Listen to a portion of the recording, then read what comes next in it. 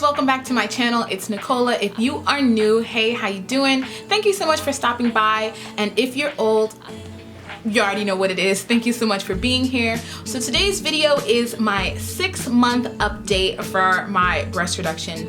Now, I told myself that I was going to make a 3-month update and then a 6-month update, but my recovery process was very long and stagnated. So there wasn't, at 3 months, there weren't like any big changes or big enough changes for me to make a video like I would have thought. So I decided to wait till 6 months, and there have been some changes. So if you're interested to hear about my breast reduction recovery journey, process, whatever you want to call it, then stay tuned. Before I get into this video, if you want to know the backstory on why I got the breast reduction or what my life was before, what my life was like before, some before and after pictures and stuff like that, make sure to watch my original breast reduction story.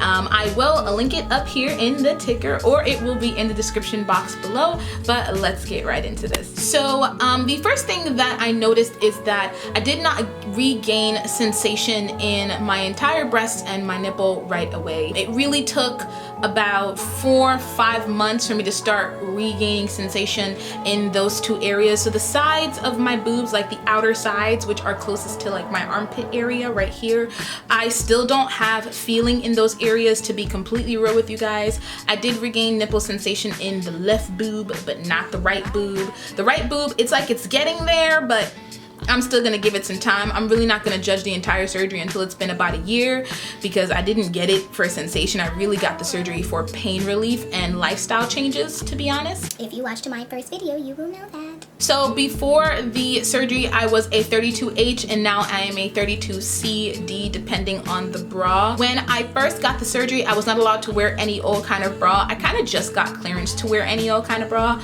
but for the first like week and a half to 2 weeks, I wore a surgical bra, and then after the 2 weeks, I was allowed to wear sports bras. Because I had a lot of boob, which also seeped into my underarm areas right here, I did get lipo done, additional to the breast reduction.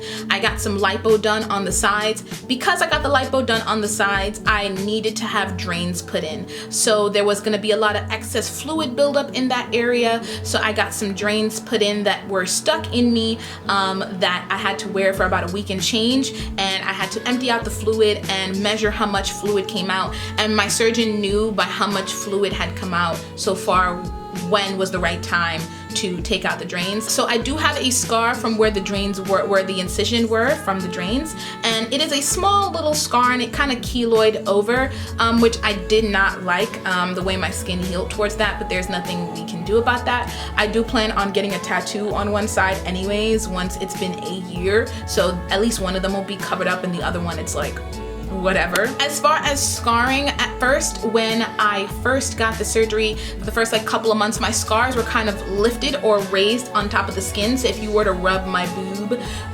there would be I guess you would feel the ridge of the scar, but now they have flattened and smoothed out at the 6-month mark. I did have my surgery on December 20th, so on June 20th made 6 months, and you know, I can fully say my scars are flat and smoothed out. As for color, they are still a little lighter than my actual skin tone, but I know over time my skin is going to darken back up, and they will fade over time like all scars. For those who don't know, I do have what's called a T or anchor scar, where the scar surrounds the nipple like so, and then from the center bottom part of the nipple all the way down to the bottom of the boob.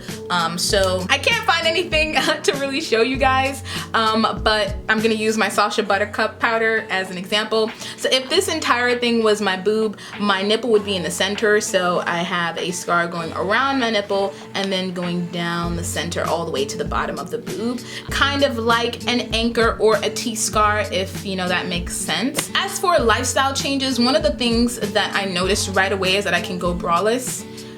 I've never gone braless, not even when I had smaller boobs, because my mom would make me wear training bras, you know, because she felt like that was an important process. And looking back, I'm very grateful that she did, or else I would have had very, very long, large, saggy boobs. That wouldn't have been cute at at all. So I'm gonna try and find some pictures and throw up here, but there have been several times where I can go braless, and it's a weird feeling. At first, I remember the first time that happened, I was super self-conscious, but my surgeon had suggested it, and it was because my boobs were just in a lot of pain, and she said how, like, you know, just let it go braless, let it breathe for a little bit. Wear a big t-shirt and go outside, or just wear a big t-shirt for the day and stay inside and just live. And I did, and it is glorious, guys. Like, lifestyle wise, it is glorious. Now, I do not like condone the whole, oh, you have to see my nipple thing. Like, I think girls who do that are super extra. Like, you wear a shirt and we know you're braless, you at least get some pasties, girl. Like, at least get some pasties. So I definitely do try and like cover up that area to try and be as minimal as possible so no one can know that I'm actually going braless. But sometimes I do, or sometimes the shirt calls for it. I've never been able to wear certain shirts, like certain like bandeau tops or strapless tops. At that, I stopped wearing strapless. Once I hit over a double D, I stopped wearing strapless things altogether. So now that I have these sized cojones, I am able to wear whatever I want, which has been kind of lovely. And it's to the point where sometimes I even forget I'm able to wear certain things. So, you know, like my friend lent me a top and I was like, oh, I can't fit into that. She was like, what are you talking about? Yes, you can. And I was like, oh snap, I can now, you know? So it's been a really weird adjustment, because now I could practically wear whatever I want, which was one of the quarrels I had and one of the self-esteem issues I had prior to the breast reduction. It's just still taking some getting used to, but it's been just a lovely process altogether. As for pain completely stopped after month 2. So pain stopped pretty early on, not even after month 2. After just a month, pain was completely gone. However, I was warned by my surgeon that if I do get any sharp, really short pains later on, to not be alarmed, and that's just like the nerves reattaching itself. And she was right. Right before I started to regain nipple sensation in my left boob, I started to get these weird sharp, really sharp but short pains, like these really, like, you know, short bursts of pain, but it'll be really sharp, and it'll, you know, wherever I am, I would just stop and hold my chest like, oh my goodness. And then a week or so of that, after like a week or so of that happening, I started to regain nipple sensation. So she did warn me about that happening, so that could possibly happen to you if you do get this surgery. Another suggestion I would suggest is, or give to you guys, is to massage the area. So fresh out the shower, just so you know, because scarred tissue or scarred area can get really rough and really tight and not soft. It can get kind of hard. It's still skin, of course, but it can get kind of hard in comparison to the other skin in that area.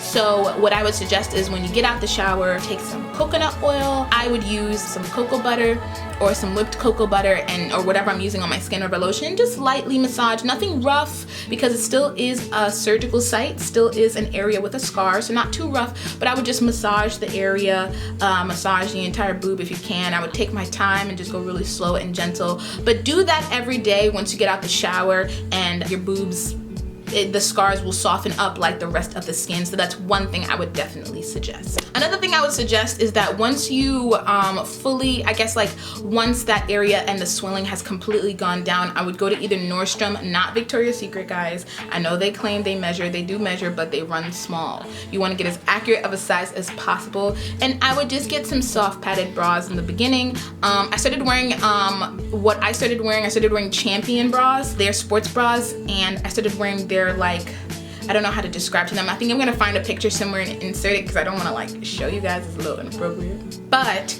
I didn't wear their average sports bra. They were kind of cut like regular bras, but they were sports bra material, and that's what I started to ease myself into before I started wearing like underwire bra. I still haven't started wearing underwire yet. I don't need underwire, which is weird to say out loud too, because that's all I've ever worn, or all I could remember ever wearing. Because I am a C or D cup, you know, I don't necessarily need underwiring, which is awesome. Underwire was the worst thing ever, especially when it was an old bra, and I'm poor, so I couldn't afford to buy the bras of my size. So one bra would have to last me 1.5 years or 2 years. If I only have one bra and I'm wearing it every day for like 1.5 to 2 years, it's gonna start to wear and tear a lot faster than other bras or other people who have multiple bras that they kind of rotate.